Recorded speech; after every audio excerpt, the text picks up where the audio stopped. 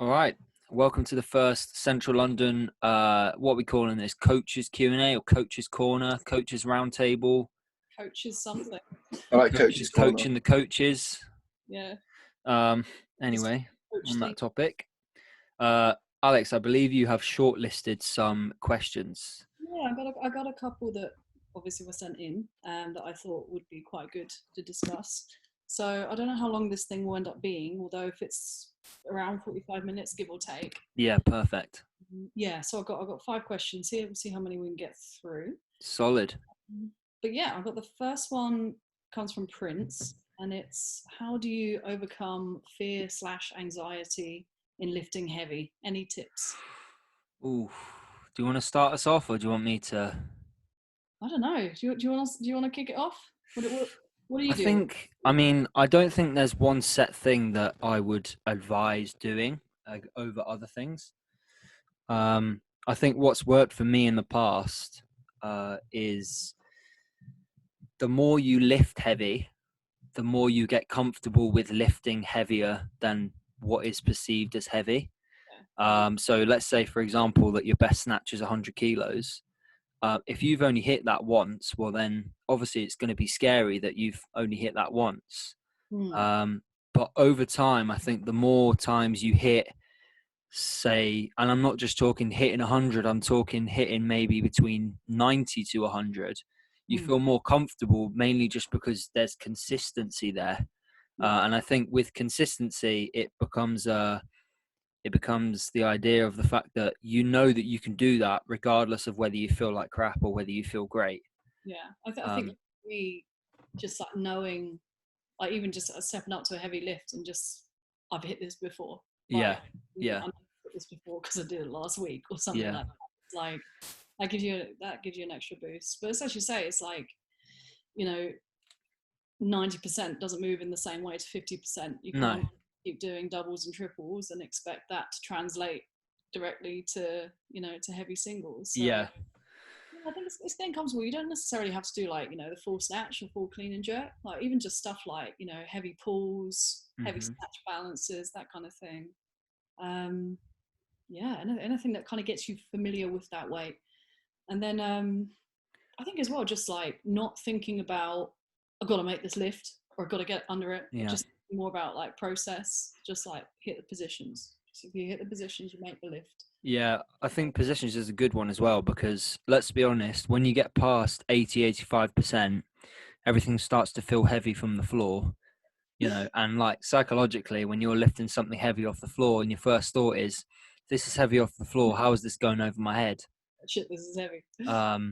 But I think that kind of comes with, I've been lifting now for a bit more than 4 years, and even when I'm approaching maxes, even if our maxes are pushed up, there'll still be that specific percentage where things will start to feel a little bit slower off the ground. But like you said, it's all about just trusting what you've done before that, hitting your positions, moving the knees out of the way, getting the knees back under, extending as hard as you can, and just I guess committing to that position. And even if you don't make it, well, you don't make it, but at least you could come off the platform, or you could say to your friends in training, you say, well, at least I tried. Even with like not making it, it's like if you don't make it because of a lack of strength, like the positioning was good, the timing was good, you just couldn't stand it up or just couldn't give it enough height, that kind of thing. I feel like that's almost way more acceptable than if you messed it up due to like kind of a lack of technique, because it's like you could have done it, you had the strength to do it, you just didn't finish your pull, or your right elbow went a little bit funny. Yeah, but also I think like you said, obviously weightlifting specific drills, snatch, clean, jerk, obviously the most specific drills you can do. But when it comes to trying to overcome some of that fear and anxiety, you touched on it, snatch balances, overhead squats, squats, pulls, presses, stuff like that, things that that like if you can strict press 120 kilos, that like jerking 140 is going to be an absolute piece of piece of tosh. Like Yeah. it's not going to be nowhere near as hard. And I think like trying to drive that strength up allows you to develop, Mm. you know, I guess kind of like an air of confidence of the fact that, yeah, I can strict press. I mean, I don't know very many people that can strict press 120, but you know, hypothetically, let's just say, yeah, it's a good question. Mm. It's not something that's really thought about, I don't think, or at least not so much thought about, but not so much expressed openly. No, yeah, I think Um, everybody has a different way of kind of dealing with it. Like some people hype themselves up, some people just get really calm, some people panic and freak out. Like I think there's definitely an element of you've got to try out different methods of kind of handling it, and then find out kind of what works best for you. What works best for me is just trying to think about absolutely nothing. So just just glazed eyes and just, blue screen, you're fine. yeah. Can't fear the lift if the lift never happened. I don't Yeah. know what I did. I think also just to kind of cap that off, I think another thing is having a coach or someone that you either trust or confide in, whether it be a lifting partner or whether it be a club. And I think that kind of, it gives you the confidence to be able to do things that you might not normally do. You know, like, I mean, I, for one, I obviously now I'm with them, I've got a barbell outside, but I don't feel that comfortable, you know, hitting the same numbers as I would, you know, with the kind of security net or safety net of being able to drop it in a gym, or having, say, you or Jarko or whoever it might be, you know, jump in and say, come on, you can do this. Or as Zarko would say, attack it 50 times, you know? Like a little kick, isn't there? You know, it's Yeah. like you almost like you kind of want to make them proud, or you don't want to disappoint them. And you know, I think that at the end, I think once you start getting to high percentages, it's the difference is just a mental game for the Yeah. most part, you know. But yeah, Yeah. Cool. That's a good topic to kick it off. yeah. But yeah, I'd like during the kind of questions, if you guys want us to elaborate on, you know, any points that we make or anything, yeah, just shout out. We can kind of help Yeah. guide. Shout out or stick it in the chat, or, Hmm. you know, whatever works for you. All right, I'll go on to the next one. Let's do it. See if I can read my handwriting. This is one from Beth. This is nutrition advice for weightlifters or small people. Small. Well, first of all, you're never small if you attempt weightlifting. No, this is true. But you know, I don't know whether this is kind of a case of for male or for female. I, for one, am not that big on in terms of nutritional advice, and I think the reason why is when it comes to weightlifting, I'm not going to go to a PT. When it comes to weightlifting, I'm going to go to a weightlifting coach.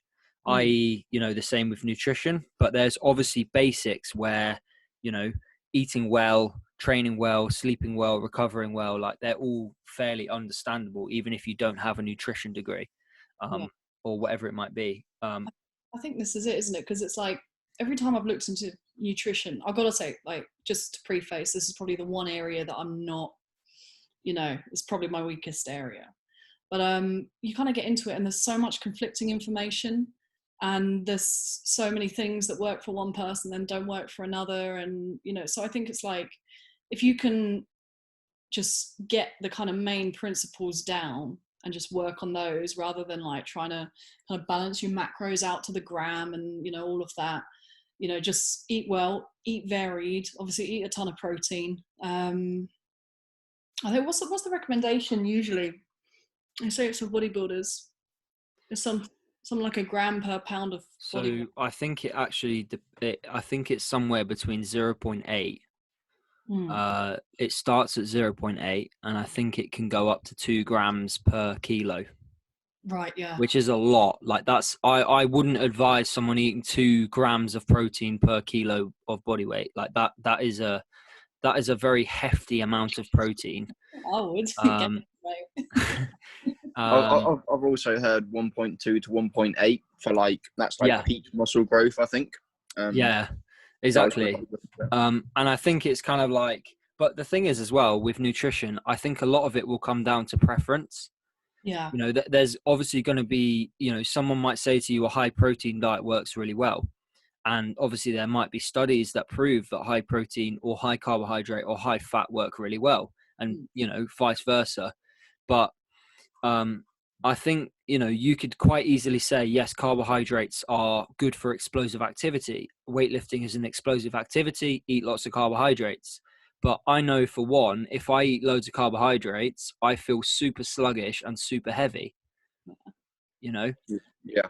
And obviously, again, like, just to reiterate, I'm not an expert on nutrition, but I think that kind of goes into the thing. And it's the same with coaching and weightlifting. You know, you could have block like Eastern Bloc stuff that worked for the Russians, or for the Polish, or even for America. But again, like, that, just because that system proved that it worked doesn't necessarily mean that it's going to work for you. And I know I'm kind of getting off topic, but I'm kind of trying to bring it full circle in that nutrition is a very specific area.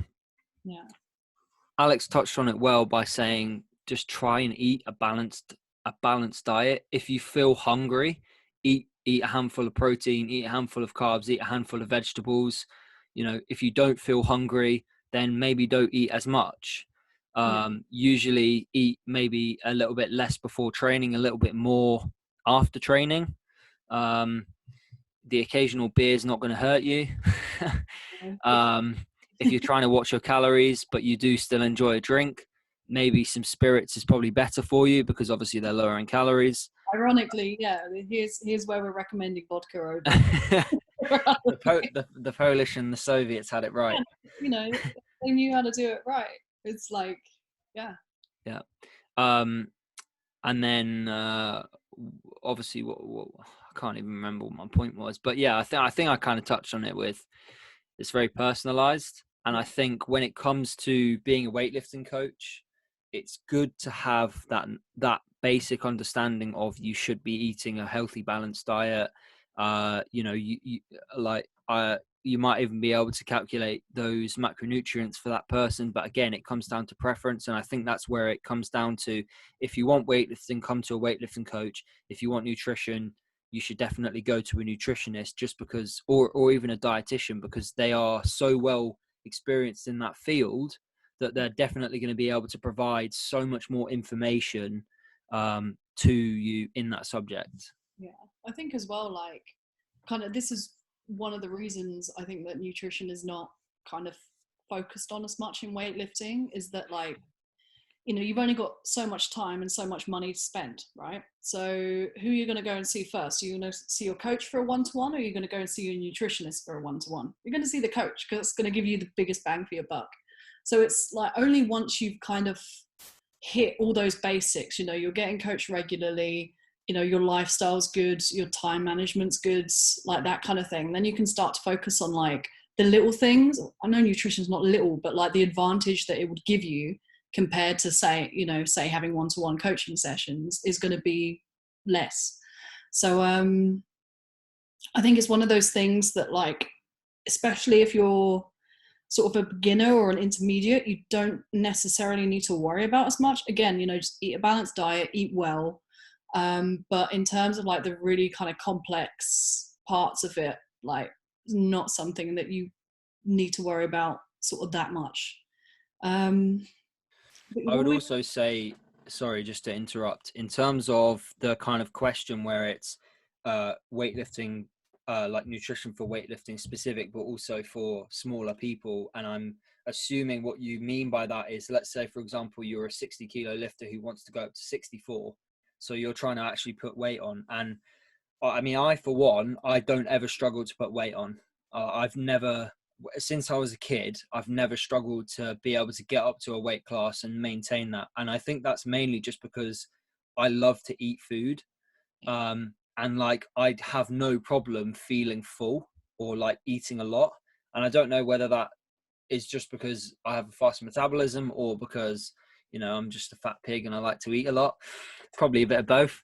But you know, that's what I enjoy and what kind of makes me happy. But I think when it comes to like eating a little bit more, for gaining weight, it doesn't have to be super complicated. You don't need to have a look at getting all the supplements or mass gainers or anything like that. It literally just comes down to figure out how much you're eating. If it's, say, 2,000 calories, right, for your weight class, if that's not enough, you need to try and figure out how you can eat more.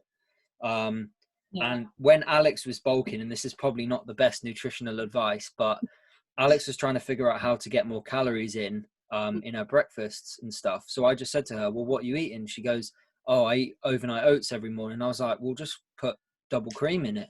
It's an extra 400 calories in it. Like, I wouldn't advise that to everyone, but if it's like a last resort, and the thing is as well, is a pot of double cream. Don't just chug double cream on your yeah, don't just chug double cream. Muscle on as well.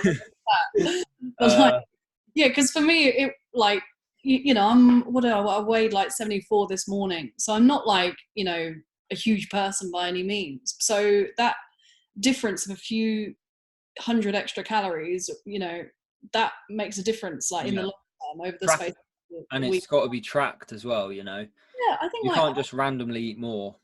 No, I don't think.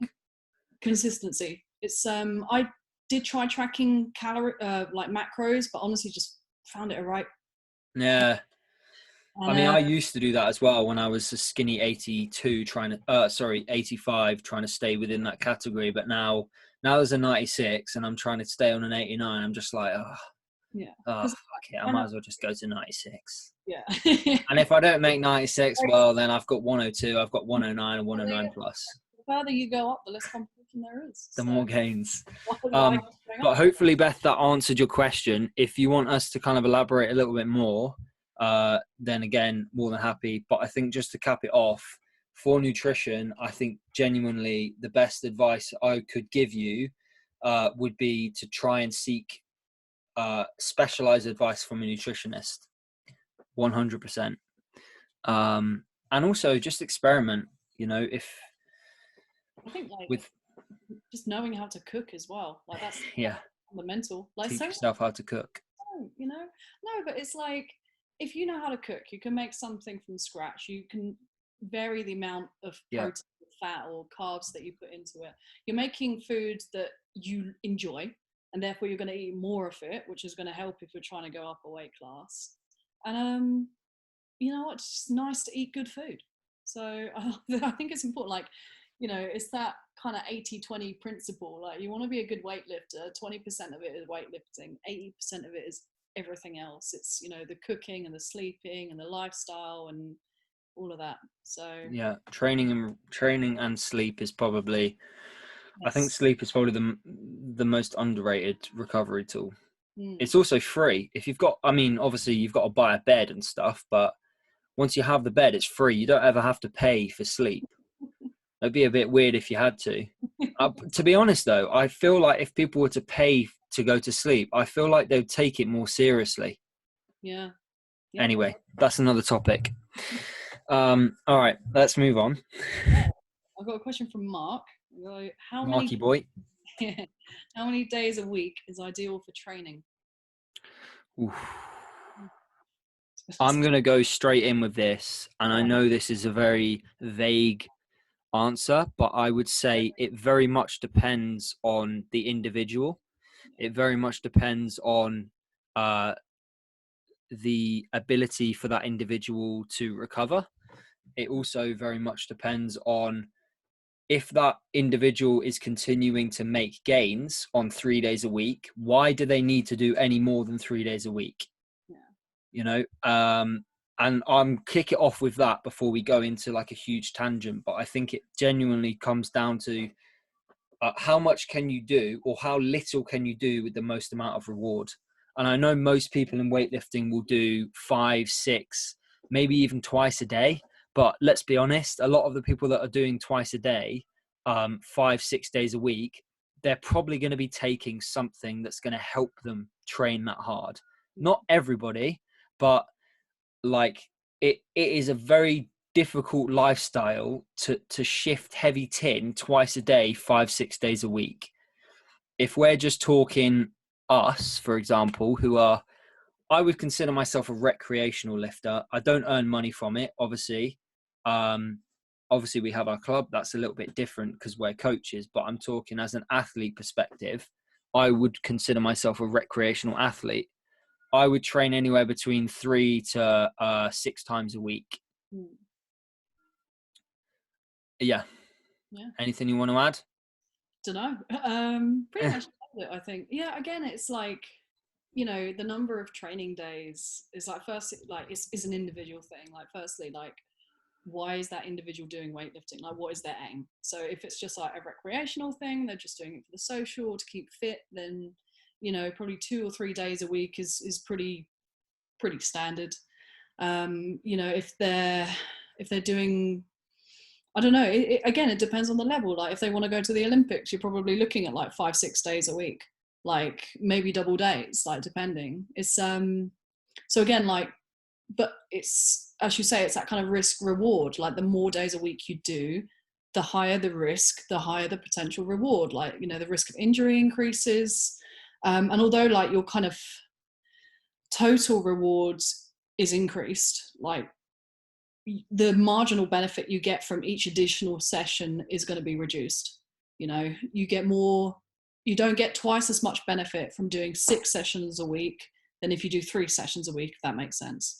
So, you know, again, it kind of depends on your aims. And I think it's important to like kind of sit yourself down and go through that, because like, you know, if you're like in your 30s or your 40s or something and you're training 6 days a week like a professional, like, with all due respect, like, unless you're doing it because you really enjoy it and you've got the time, like, it's probably not as necessary. Like, go out and spend time with your friends. Yeah, I think one of the approaches that I've taken most recently, and I think obviously we have a lot of time now to train, but it doesn't necessarily mean that you should be training 5-6 times a week, twice a day, whatever it might be. If you can, and if you can recover from it, then maybe. But it kind of goes back to my point of, what would be the point of you adding extra stress to your bucket? Because bearing in mind, stress is stress. It doesn't matter where it comes from, whether it's psychological, work, money, relationship, life, family. It's all one bucket that you have to fill. The more you train and the less you recover from that training, the more that bucket is going to get filled with sand, water, whatever it might be. Eventually that bucket's going to overspill, and you're spent. So you now have to spend time like basically draining the bucket off till it comes all the way back down to an acceptable level to then build it back up again. And the point I'm trying to make is, we're looking for a minimum viable like product or program where it is, how much dose can I give you? Imagine it's a drug. How much dose can I give you with the most amount of reward? If it's 3 days a week or 4 days a week, 5 days a week, that's something that, you know, you will get the more you do weightlifting, you know, because the more you weightlift and the longer that you are doing that sport, the higher the stimulus is going to have to be, the more dose you're going to have to give yourself to be better. It's not like, when we've all experienced this, when in our first 6 months to a year of weightlifting is the best year of weightlifting you will ever experience, because you could go from having a 40 kilo snatch to an 100 kilo snatch in a year, and that will never happen again. But that's because you're so new, and the stimuluses that you're providing to your body is so novel, you know. And that's one of the other reasons why we either use variants, so variables of changing exercises, cycling between doubles, triples, or the flip side is percentages. So going from 60 to 65, 70 to 75, 80 to 85. And like, I think variability and progression through numbers are the kind of the 2 ways that you can increase that stimulus. Yeah. But again, if you're doing 3 days a week, or, you know, say you're doing 5 days a week, right? And but the numbers are staying the same, you know, across from week to week, and you're just not improving. Okay, fine, you've hit a plateau. if you put that down to 3 days a week, but then you are somehow managing to increase those numbers, then even though you're doing less work, you're making more progress. Yeah. So it's, and that comes back to the bucket analogy. You've given yourself too much stress, not enough to recover from. Yeah, it's two sides. What are you expecting? Like, what do you expect to gain from that? All you're doing is just running yourself into a hole and expecting to adapt from it. But it doesn't work like that. You can't always force an adaptation. You can't always expect to go in a year's time. I want to snatch 130. Sometimes it happens, sometimes it doesn't. But you've kind of got to look at it in like a zoomed out perspective and go, okay, how much can I physically do, balanced with work, with life, with relationships, with friends, whatever else you might have on your plate if you've got children. How much extra could I potentially do, but also weigh out the pros and cons. How much better is that going to make me? Realistically, I think as well, like, you mentioned that kind of bucket of stress, and like, depending on kind of who you are, what your training background is, your sex to a degree as well. Yeah. That's all gonna, determine how much stress you can take. Like, the younger you are, the better your recovery. Like, women can handle a longer block of training volume, but with more volume, but require more of a deload week, a longer deload. Than males can. So again, there's all these sort of individual factors that kind of come into play as well. That it's not an easy question to answer. No, I think generally, I guess I'm not sure if you want to add anything else, but just to kind of sum it up, I would say as a general rule of thumb, or at least for our club at Central London, with beginners, we would do 1 to 3 times a week. Yeah. Usually. And the main reason that we do that is not necessarily to have them have this high amount of stimulus throughout the week. It's more just so that we can actually focus on different aspects of weightlifting, because it's kind of the same as football or whatever sport it is. Most people will play their sport 5-6 times a week and it will be at 100%. But what they're also doing is they've got training to improve different technical and tactical aspects of their sport. And it's very similar in the aspects of weightlifting. We don't use every single session to go to max. We're not Bulgarians, unfortunately. As much as we would love to be, we're not. So, we're probably going to do maybe 1 or 2 sessions a week that will be heavy. There might be 1 or 2 sessions a week that will be medium focus, where we've got a higher amount of volume and less intensity. And then we might have a couple of other sessions where they might be technical focused, where they're lighter sessions, for example. And I'm not talking like 40%, because that's not probably not going to do a lot for you. I'm talking working between 40 to 60%, maybe even pushing the threshold to 70. And that's kind of another topic, but I'd say beginners 1 to 3, advanced anywhere between 2 to 4, maybe even 5 if they can handle it. And I think advanced, it gets anywhere between 3 and 6, obviously more if they can. And I'm talking in general terms. I'm not talking an elite weightlifter, because again, it's a case-to-case basis. It's very individualized. You might have an elite weightlifter, and I don't know anyone like this, so don't quote me. You might have an elite weightlifter who's only lifting four times a week. Yeah. You might. It probably never happen, but if they've found what works for them and they're snatching 140, 150, 160, 170, they're putting slabs on every year, they don't need to change anything. Well, then this is it as well. It's like, if you've been lifting 4 days a week for the past 10 years, your total is going to be pretty good. If you've had, whoops, I'm getting attacked by paper now. Sorry. Yeah, if you've had, someone kind of coach you through that process. I don't know very many people, and this is not to kind of sell the club or anything like that, but I personally don't know very many people who have gone further than British champs, English champs, Euros, Commonwealths, Olympics without a coach. Yeah. I don't think there's been anybody who's been able to get to that level without someone who's been able to mentor them or kind of push them into the right direction. The only person I can think of recently isn't it Ehab, who doesn't who's kind of a bit of a wild card. But even then, it's like he had someone kind of, unless I've got him confused with someone else, but he's always had somebody needs to be there to kind of show you the ropes and to support you and guide you kind of throughout. So yeah. Hopefully that answered your question. Sorry if it was very long-winded. But again, just to kind of summarize, it is very individualized. There's nothing saying that if you want to get to British champs, you have to lift 6 times a week, because that's ridiculous. If someone is trying to sell you a program to do 6 times a week, but you know that you could only handle 3 or 4, don't listen to them.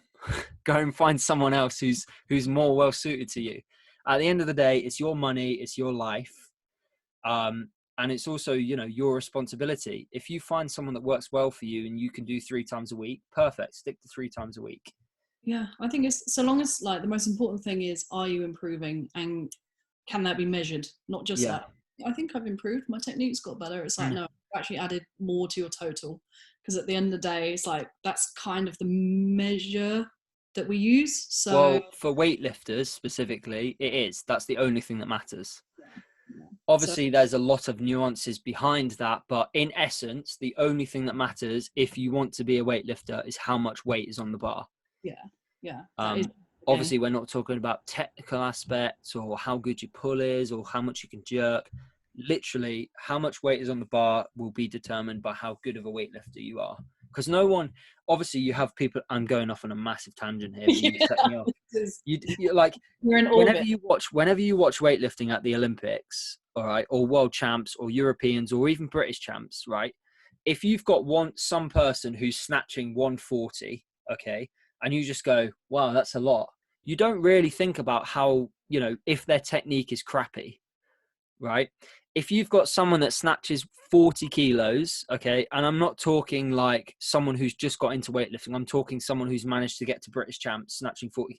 No one is going to go, wow, they snatch really nicely. Yeah, that's true. Obviously it might look nice, but like, I don't know. No, I know what you mean. It's like, but it's that kind of balance aspect. It's like, you have to move well and you have to be fast and you have to be strong.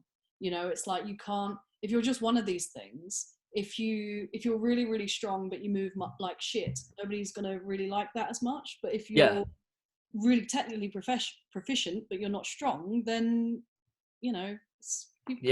there's definitely a massive trade-off. Yeah. And I think that's what you see at World Champs, Olympics, blah, blah, blah, is they're not just ridiculously strong. They're also so technically proficient because they've been able to bring both levels up. Obviously there's going to be a couple of outliers where they all have individual technique and whatever. But that's what has worked for them. Yeah. And this is not to kind of scrutinize someone snatching 40 kilos over 140, because whenever I see someone snatch 40 kilos or 140 kilos for the first time, it gives you that same feeling of excitement, of enjoyment, that someone has been able to feel what it's like to hit a PB or to hit whatever weight it is. If it's 30, if it's 20, if it's 50, like whatever it is. I think it's all relative, isn't it? It's like all dependent on, that individual's background, what their training's been like, what their goals are, like, that it's, you can't just say that, because they lift more than the other person, that is somehow better. It's like, it is, but it isn't, it's, obviously we're like so many beginners, but it's like, I get just as much joy seeing them PB as I do, somebody who's very proficient, be doing it for years. It's just I mean, aside from like you and obviously from Jarko, because I've coached you the longest and Jarko for a little bit less, but like I would completely agree, is I get a huge excitement from seeing you hit a PB. But I genuinely think that when we're down at the club, I get more excitement from seeing someone who's just come into the sport for 6 months to a year, or even someone who's been lifting for 2 years, but have come into our space and they've had the guts and the confidence to hit a number that they've never hit before. That gives me more excitement than anything else. Yeah. Like as a coach, for me. That's as a coach, that is your kind of purpose, isn't it? It's like, you know, to kind of build people up and to develop people. And if you can see people, you know, evidence of that development, you've done your job. Yeah, precisely. Oh, hey, Prince has joined us. Prince has joined. P. Diddy. All right, moving on to question 3. Hopefully we answered that question. We apologise for going off on a huge tangent and waffling on for 30 minutes about one question. No, I enjoyed your debate. It was great. Thank you, Mark. I find it similar. I was thinking of putting them together, but I'm going to have them separately because I think Go for it. Probably get some nuance out of that. So another one from Beth. Yeah. Consistent. I cannot read my handwriting. Consistent training weeks, especially for a beginner. Yep. So, yeah. I think even if you're not a beginner, consistency and persistence in weightlifting are probably the 2 key aspects if you want to be good. What we're trying to tell you is that it's always going to be a problem. You can never do enough. No, but in all seriousness, genuinely, weightlifting is a very infuriating sport, but it is also very, very rewarding. But with that reward comes a lot of hard work, and you have to be willing to consistently work to get better, whether that be technical or whether that be strength. And if you're not willing to be consistent in, say, your training program or in turning up to train 3 to 5 times a week, then like, unless you're a child prodigy, you're probably not going to get the gains that you would like to get. You might get some gains, but you're probably not going to get there as fast as you would like.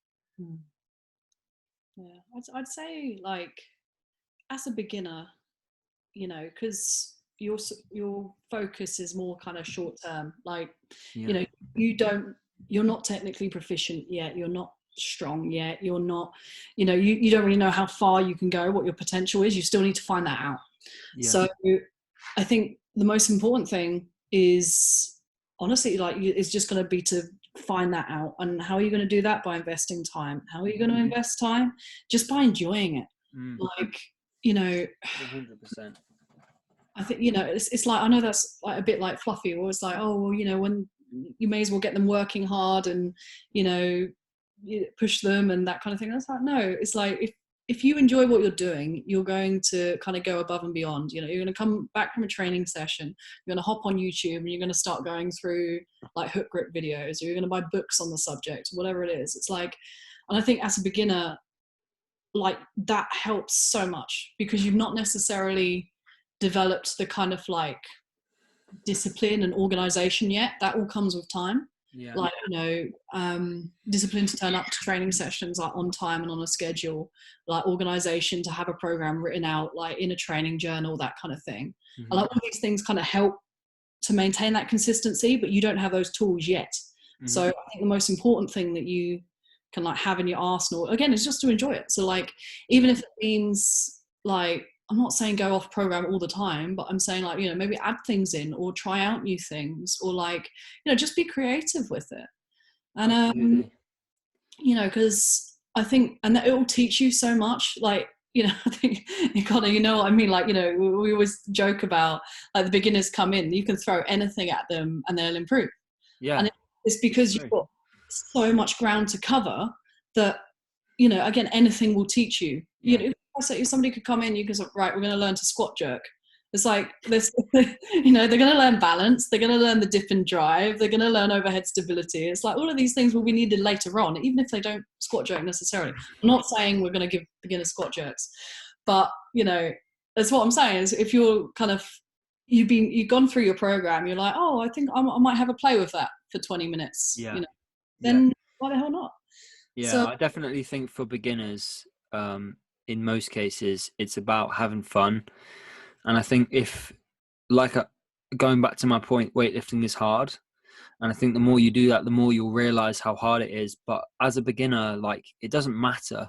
You know, the only thing that's hard about it is you've never done it before. So you're always, it's going to be so challenging to your brain that, as like, the first thought you have is, why am I doing this? Why am I putting it over my head? And then the only explanation you get is, it's weightlifting, isn't it? You know, and like, it's about having a play and having fun. And I think also, I think the environment for a beginner is really important as well. And I'm not just talking, you know, music blaring, someone shouting at you, seeing loads of people lift heavy. I'm talking an environment where a beginner feels comfortable to come into a space to do something that they've never done before, whilst there's people there who have been doing things for 1, 2, 3, 4, 10 years, and they feel just as comfortable being in that space as that person. I think that's 100, because it's an intimidating sport at the end of the day. It's like, you know, you come in, you've never lifted weights before, and you're like, oh, I'm going to give Olympic weightlifting a crack. Like, if you go into a place and, you know, again, you're the weakest person possibly in that room, and everybody else, they're moving in ways that you can't even imagine, lifting weights that you can't even imagine, and, you know, that kind of thing. And if that can be really discouraging. So like, even if it's like you and another friend, or joining a club, or, you know, just finding that kind of good environment to be able to, because again, it's that encouragement, isn't it? It's like, 100%. You know, it makes it more enjoyable, and you kind of stick with it. And, so I'd say for beginners, it's about having fun. It's about obviously, if you have a coach, I'm talking hypothetically, it's about just having a good relationship with that coach to keep you consistent. If you enjoy it, and if you have a coach that invests a lot of time in you, or you just get on with really well, that's obviously going to make you consistent. And again, the environment is going to make you consistent. People don't just go to the gym nowadays, or at least in our club, but people don't just go to the gym for the gym. I think a lot of times, and I think CrossFit has made this so popular, is that people don't just go to CrossFit now to get fit. They go because they've created a community and they have friends there. That's what makes them be consistent, because not only do they want to see their friends, but also those friends now hold them accountable. Yes. Yeah. Even if they are a beginner and they've never done a handstand push-up before, or whatever it might be, like, that's the most inviting thing about CrossFit, is nobody cares like why you're there. The only reason they care is that you are there. And you're trying, and you're doing it every week, and you're trying to become better, like be a better version of yourself. Yeah. I think, well, like, you know, because talked about, you know, kind of having fun being like one of the tools, and the other ones being kind of, you know, your organization, your discipline, that sort of thing. Like, developing those things, but understanding that they don't happen overnight.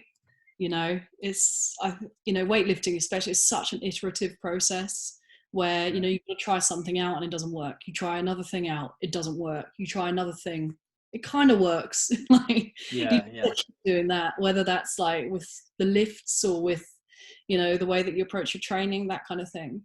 And you know, again, it's like, you're going to have some days where it's like, you know, you feel really under the weather and you don't want to head in, and, you know, you're not going to enjoy anything, and all of these reasons. And but like, developing the kind of tools to, you know, to kind of tackle that. Like, for example, like, I think a lot of people, they'll go, oh, I'm not feeling like it today, so I'll do today's session tomorrow, for example. And they'll put stuff off, things like that. I don't do that. If I can't make a day for whatever reason, I can't make that day, and I won't play catch up or anything like that, barring, like, you know, some major circumstance. So it's like, because funnily enough, you get there on the day and you feel under the weather and you don't want to do it, but you know that you're not going to have the opportunity to do it tomorrow, so you do it today. So it's like, learning those kind of like little tricks to get around things is really useful. But again, like, some of them don't sound logical. Like, well, if you're feeling worse, then why wouldn't you do it on a day that you're feeling better? Because in theory, that works. In practice, it doesn't. And it's finding like little things like that to kind of make up for when the sessions aren't fun, you know. And like, I think as well, just learning to love the stuff that you don't like. Like, You know, the only way that you're going to do that is by having someone force you do things like that or keeping you accountable. yeah. Because I know for one, like obviously I write my own program and there's a lot of things that I'll write down and then I'll be like, that's great, I need to do that. And I'll get to it on the day and I'm like, nah, I can't be asked to do that. Yeah. I was like, who's gonna tell me off? I'm the one that's written the program. Who cares? Anyway, hopefully that answered your question. I know it was kind of a roundabout way, but yeah. I'm sensing a theme here. Yeah. I mean, we both talk a lot. You should have buckled yourself in and made a cup of tea because you're in for the long haul. I have got the kitchen next door, so I might actually put the kettle on. I got another one from Mark. Is this number 4 now? This is number 5. Oh, burning through them. I'm surprised we actually managed to get through 5, to be honest. I thought we'd only be able to get through 1. Yeah. Go on then. It's going to be an essay or something. Yeah. Well, another one from Mark. How to stay, which again, similar to the previous one, how to stay consistent when training blocks gets hard. Oh, it's a good one, man. That is a good one. I'm going to kind of repeat what we said in the last question.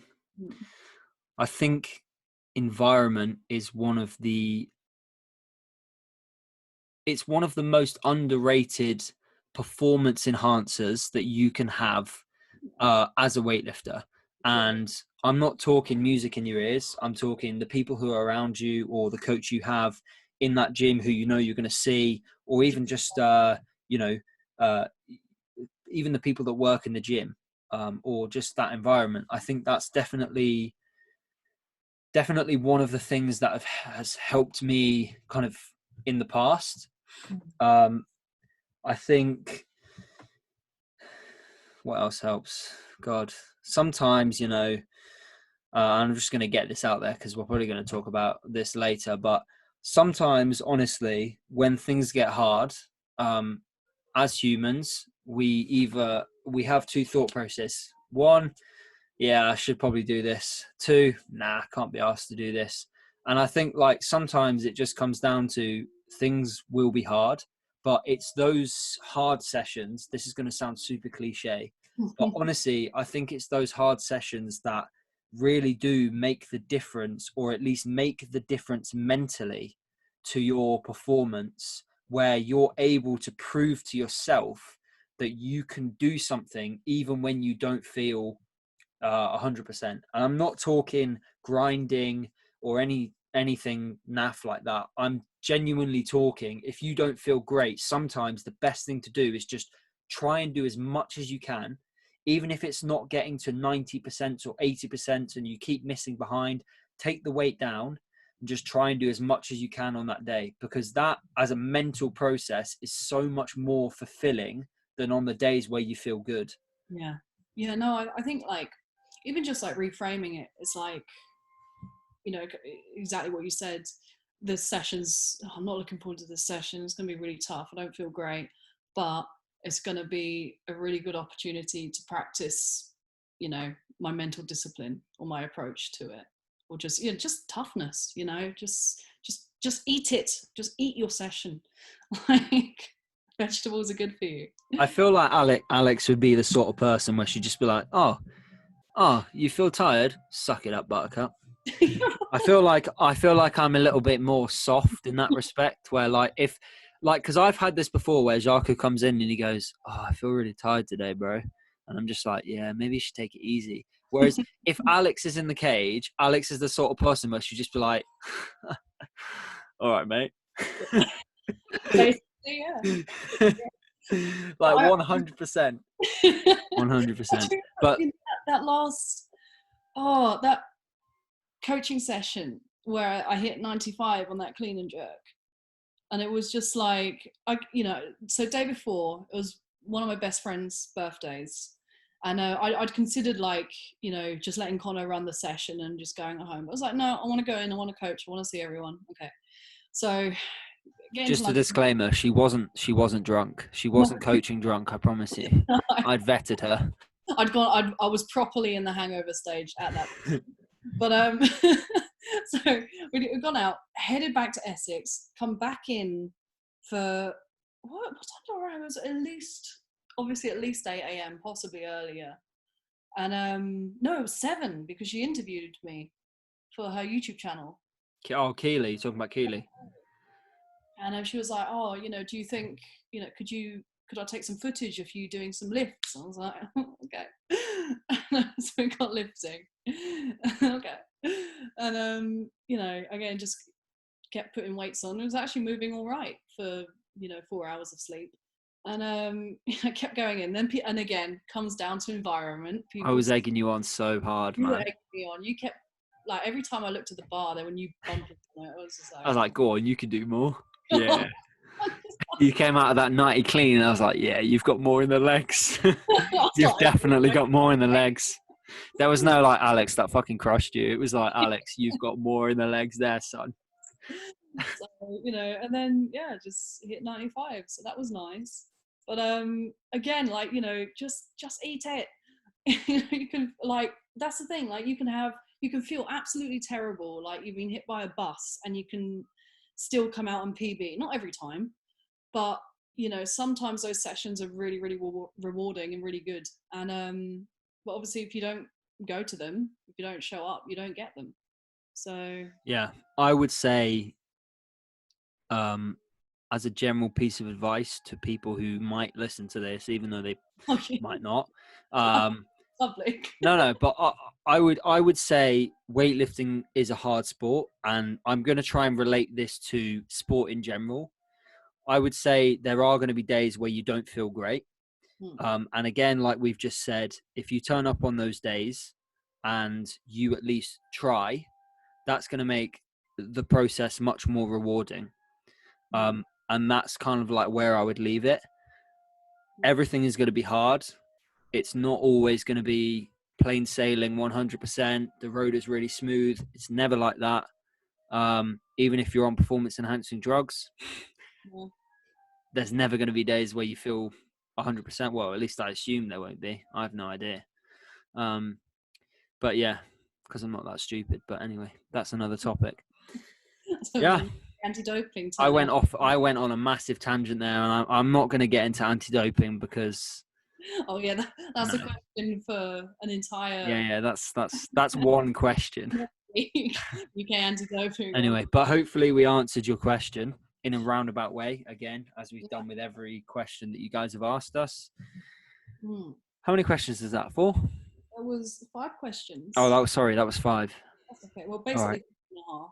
Have you got some light-hearted ones? Light-hearted ones. I think we're definitely going to have to do another one because we only covered 5, and I think we had 15 responses. Oh wow, that's impressive.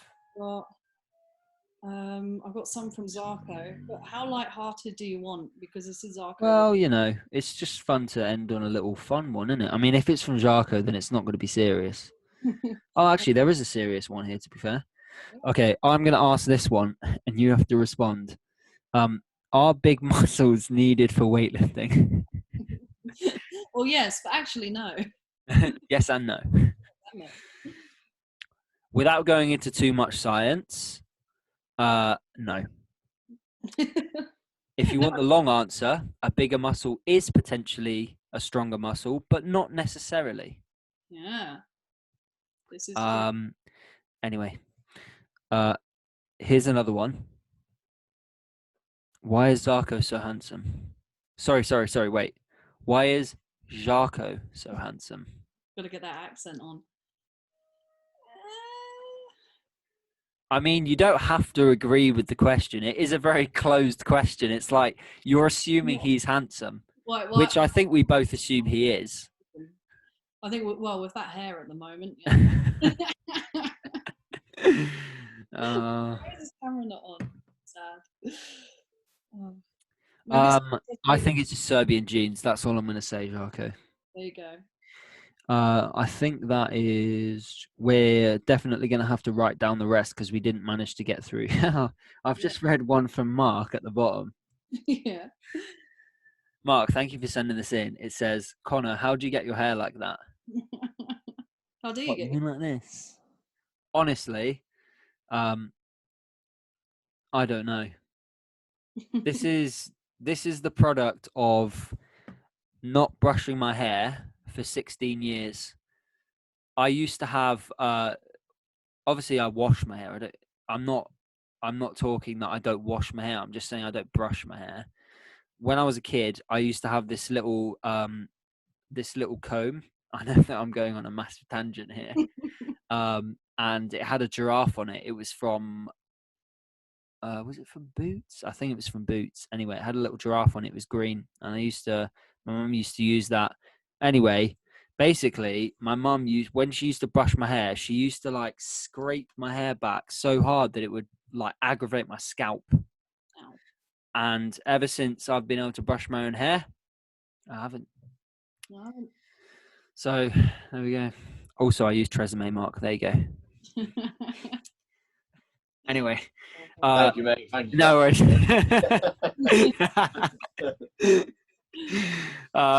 Yeah, I think I'm happy to stop the recording there, and then we'll just call it. Sounds good. Unless anybody had. Yeah. Does anyone have any like things they can think of on the spot? Any quick fire? We are definitely going to do one of these again next week because we had a lot of questions, which is good. You got some for us? This is no, like mate, at the. that was good. Go on. Next week. No, I'm looking forward to next week. That was all. Yeah, solid. Alex is going to write down because I think we only got through like a quarter of the questions, which is great. So if we can get some more in, then that'll be awesome. Yeah, I've got good ones here. Like just for example, it's the little teaser for next week. How to recover or reduce calluses, the hard skin on hands. So how to like that. Hands, really, which is oh my lord. That was my first day back touching a bar, and I ripped my bloody hand. Rude. If I haven't weightlifted or squatted in a while, how long before my strength returns? It's probably going to be quite useful for quarantine. Definitely. Pull versus long pull, which I'm currently experimenting with at the moment. So I will report back in a week and tell you what I found out. That's literally, I was like, I really want to talk about this, but I also want to have more questions, so give me more time. It's always long. Yeah, there's always. But yeah, it's long, but it could be longer. So this is the question. It's short, but it could be shorter. Yeah. just bring it to your knees and try. Yeah. Bring it to the knees, pull. Yeah, close. Just don't pull. That's the trick. Just don't pull. Yeah, less work. It's fine. Just pull clean everything. Don't take that as advice. Always pull. Yeah. Yeah. Cool. All right. I think we'll cap it off there. We'll leave it and then come back to this next week. Cool. Thank you very much, guys, for tuning in. Cheers, guys. See you in a bit. Next week.